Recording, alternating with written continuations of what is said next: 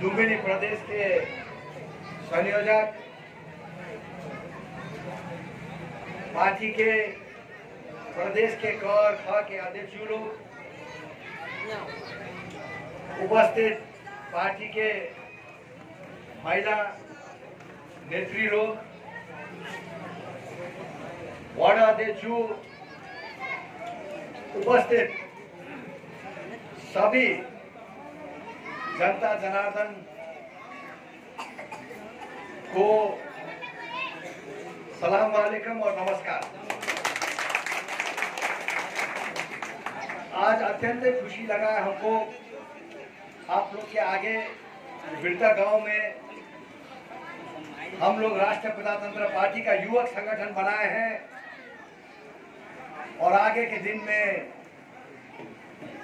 इस ward number 21 में राष्ट्रीय प्रजातंत्र पार्टी का मजबूत संगठन और झंडा गाड़ने के लिए आप लोग सब आए हैं। आप लोग को बहुत बहुत स्वागत, धन्यवाद। वैसे आप लोग जानते हो 10 वर्ष तक हम नगर पालिका चलाए और जैसा किए आप लोग के आंख के आगे है। आप लोग से कुछ भी नहीं छिपा है, कुछ भी नहीं लुका है। 10-10 वर्ष तक आप लोग का सेवा में हम लगे हैं और जहां तक हमको पता है हम कोई पक्षपात नहीं किए हैं। नगर पालिका में सभी लोग सहयोग किए, हिंदू, मुसलमान, सिख, ईसाई, पुलिस प्रशासन, पत्रकार, नेता, पार्टी, सभी एकजुट होकर 10 साल तक हमने काम किया और उसका नतीजा आपके आगे है। 100 किलोमीटर रास्ता पिच हो गया है, करीब करीब हर एक गली कोचा में पीसीसी रास्ता बन गया है, सभी पार्क बन गए हैं, सभी नाला छोटा मोटा बन गया, बड़ा छोटा बन गया, अत्ती बत्ती सब जगह लग गया। सभी वार्ड में वार्ड ऑफिस है। नगर पालिका में सुशासन था, कोई घूसखोरी नहीं था। बोर्ड व्यवस्था करने के लिए देखो काठमांडू में क्या समस्या, पूरा काठमांडू गंदा रहा है। हम लोग नगर पालिका में आप ही के वार्ड के नीचे 23 नंबर वार्ड में लैंडफिल साइट बोर्ड व्यवस्थापन बनाए हैं। अब नगर पालिका को 50 वर्ष तक बोर्ड रखने का समर्थन नहीं है। ये सब कैसे हुआ? कोविड आया, कोविड गया, काम चलते रहा। बहुत नगर पालिका के आय आर्जन के योजना आए, मस्जिद बने, मंदिर बने, सब चीज नगर पालिका में बन गया।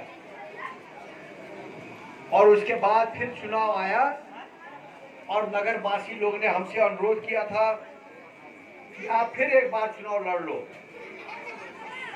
हमारे नेतृत्व में सुशासन था, लोग सुकून से बैठते थे, कोई प्रकार का गुंडागर्दी नहीं था। हम पुलिस को बोले थे, जो भी एसपी आता था उसको बोलते थे कि कोई गुंडागर्दी करे तो उसको जेल भेज देना, चाबी फेंक देना। किसी का हिम्मत नहीं होता था गुंडागर्दी करने के लिए। आज 2.5 महीना 3 महीना हुआ हम नगर पालिका छोड़े, छोटे छोटे गुंडे उभर रहे हैं। इसका नतीजा यहाँ भी हुआ। आप ही के गांव में एक समूह ने दूसरे समूह को आके पीट मारा और अभी तक जिन्होंने बदमाशी किए वो लोग घूम रहे हैं, पुलिस पकड़ नहीं रहा है। हम एसपी साहब के पास खुद गए, खुद बोले उनको, हाँ कहते हैं, मुद्दा दर्ता कर दिए हैं पर पकड़ नहीं रहे। ये किसी का हाथ है जिससे ये अपराधी लोग बाहर हैं।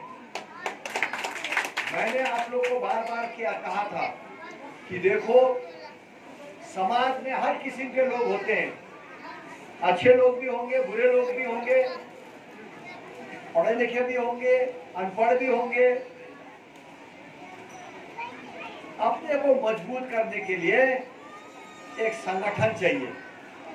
अगर आप अच्छा संगठन बनाएंगे तो कोई हिम्मत नहीं करेगा आपके पास आकर आपसे झगड़ा करना, क्योंकि अगले को मालूम है कि मैं झगड़ा करूंगा तो मैं मार खा लूंगा।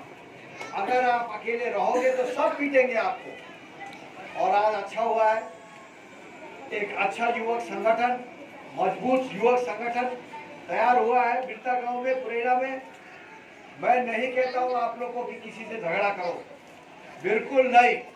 झगड़ा करना गलत काम है, मिलके रहो। और अगर कोई आपको मारने आता है, पीटने आता है, झगड़ा करने आता है, तो अपने हाथ में मक्खन लेके नमस्ते मत करना, एक थप्पड़ मारेगा ना तुम भी 2 थप्पड़ मारोगे। और अपने लोग को बचाना।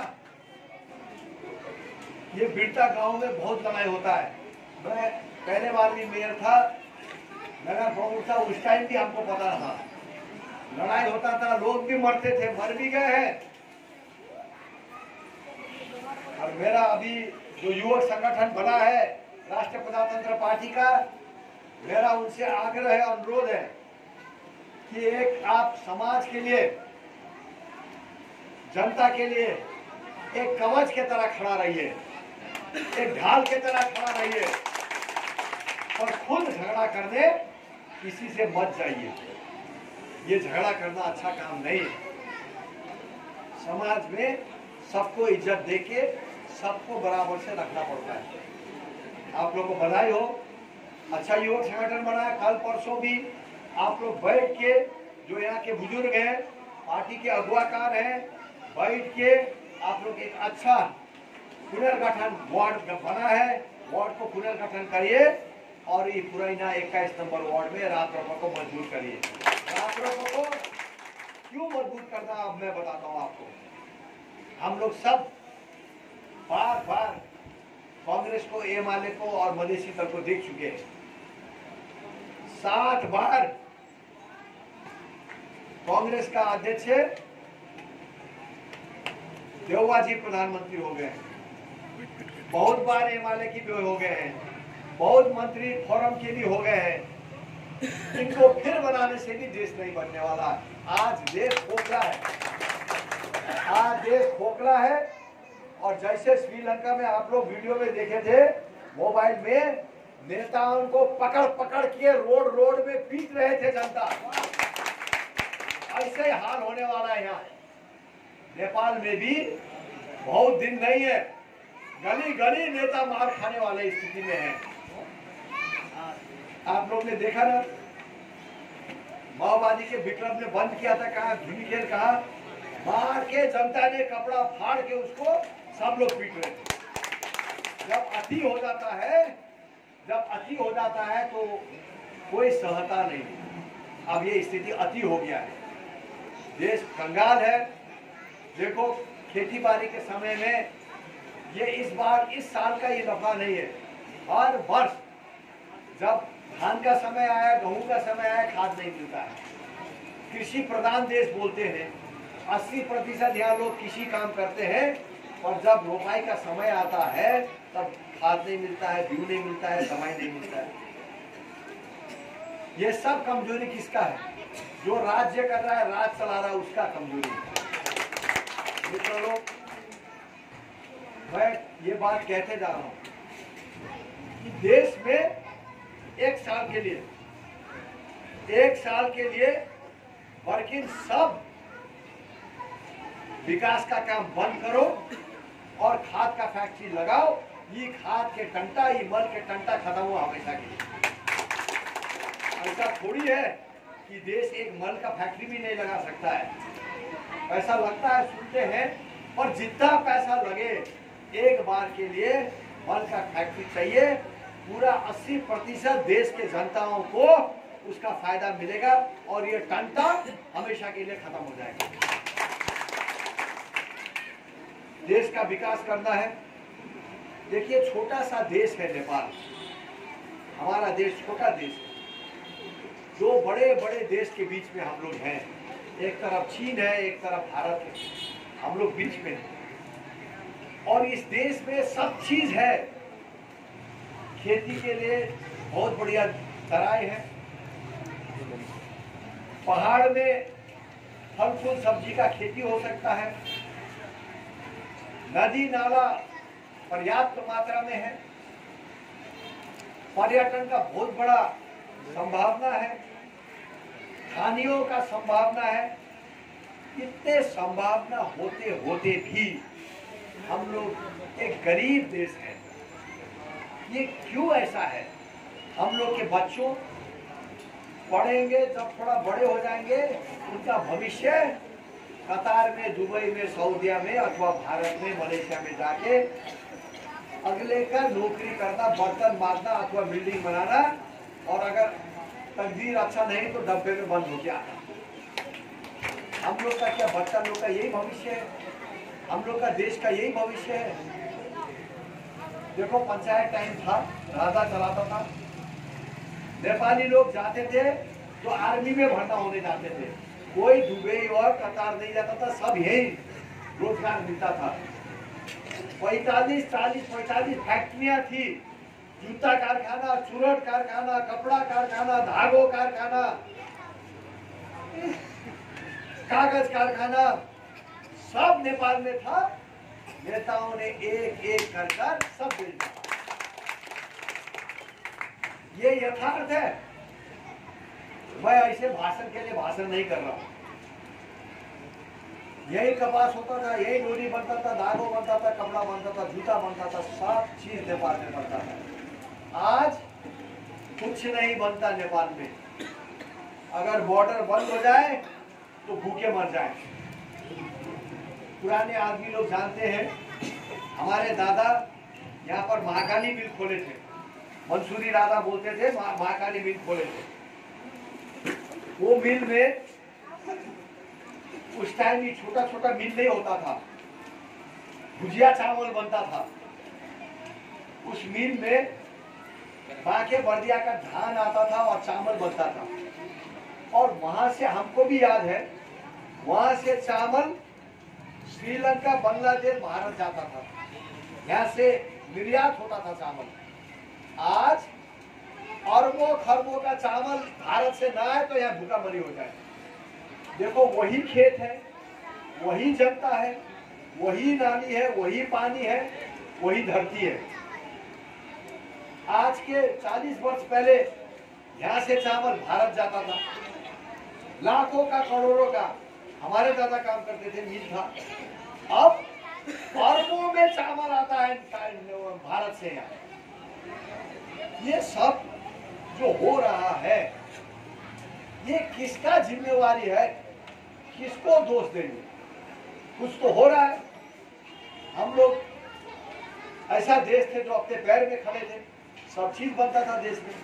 आज परनिर्भर हो गए, भारत के ऊपर पूर्ण रूप से हम लोग निर्भर हो गए। ये किसका कारण से है, इसको देखना बहुत जरूरी है। सब समस्या का जड़, इस देश का सब समस्या का जड़ भ्रष्ट नेता का ऊपर है। नेताओं को देखो, एक नहीं, मैं यहाँ का नेता का खाली बात नहीं कर रहा हूँ, देश भर हजारों नेता का बात कर रहा हूँ। कल तक चप्पल पहन के घूमते थे, एक अरब रुपया के गाड़ी में चलते हैं और करोड़ों का संपत्ति खरीदते हैं। कहाँ से आया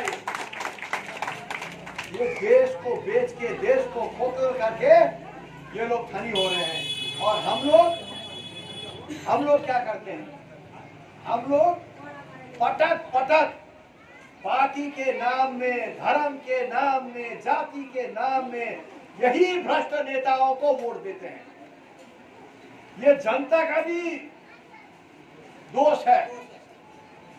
जानते जानते, समझते समझते हम इन्हीं नेताओं को वोट देते, फिर नेता बनाते। वो पहले चप्पल से लाख में, दूसरे चुनाव में करोड़ में फिर अरब में चल जाते हैं और हम लोग वोट डालते जाते हैं। अगर जनता नहीं सुधरेगा तो नेता लूटते रहेगा, जनता लुटाते रहेगा। इसलिए मेरे भाई बहन लोग, हम लोग एक कहावत लेके आए हैं। हमारा अध्यक्ष एक जनजाति का लिंबू का लड़का है, हिंदुराज चिल्लाता है, और जिस दिन वो सदन में गया उसने पहला भाषण में क्या बोला कि हम कभी भ्रष्टाचार नहीं करेंगे, भ्रष्टाचार करेंगे तो अम्मा का खून पिया सरा होगा। तो कोई कह दे कोई नेपाल का और नेता ऐसा, और मैं उसको बढ़िया से, हम ही उसको अध्यक्ष बनाए हैं, वो पैसा छूता नहीं। वो गाड़ी चलाता था, पहले मैकेनिक था, अपना से ड्राइवर था, घर भी नहीं है, काठमांडू में घर भाड़ा ले रखा है। ऐसा नेता हम लोग का, इसीलिए हम लोग का कहना ये है कि रामप्रभा को वोट दो, सबसे पहले भ्रष्टाचार रोकेंगे। और कहने से नहीं होता है, आप लोग करीब करीब सभी जानते हो, मैं 10 साल नगर पालिका चलाया। एक आदमी यहाँ अंदर से कह दे कि नगर पालिका में जाकर हमको घूस देना पड़ा तो मैं राजनीति नहीं करूंगा। मैं वार्ड का जिम्मा नहीं लेता हूँ, मैं वार्ड का जिम्मा नहीं लेता हूँ, क्योंकि वार्ड में मेरा आदमी नहीं था और तब भी डर था। रंजीत खान यहाँ से जीता था, उसको डर था कि गलत करेगा तो मेयर साहब कान पकड़ लेगा। पर सभी वार्ड का जिम्मा मैं नहीं ले सकता हूँ, पर मेरा ऑफिस का, उस ऑफिस में सरकारी दस्तूर बाहेक अगर 1 रुपया किसी ने ज्यादा मांगा हो तो हमको बता दे, और 1 दिन के लिए नहीं, महीना के लिए नहीं, 10 साल के लिए, और ऐसे ही विकास होता है। अगर एक छोटा सा उदाहरण देता हूं मैं आपको, चाहे वो घर लीजिए, चाहे अपना गांव लीजिए, वार्ड लीजिए, शहर लीजिए, अपना देश लीजिए, अगर उस जगह का अगुवाकार अथवा घर मूली सक्षम हो, मजबूत हो, सच्चा हो, तो वो घर, वो देश, वो शहर, वो राष्ट्र बनेगा। अगर घर का बप्पा जो घर मूली है वही दारू पी के अपनी बीवी को और बच्चों को पीटेगा, तो वो घर कभी भी उभर नहीं पाएगा, कभी भी वहां सुख और शांति नहीं होगा। हर जगह अगर लीडर बोलो, अगुवाकार बोलो, घरमूली बोलो, कुछ भी बोलो, जो प्रमुख व्यक्ति है, अगर वो प्रमुख व्यक्ति ठीक हुआ तो सब चीज ठीक होता है। हमारे विश्व में छोटे छोटे देश भी हैं जिनके पास कुछ नहीं था।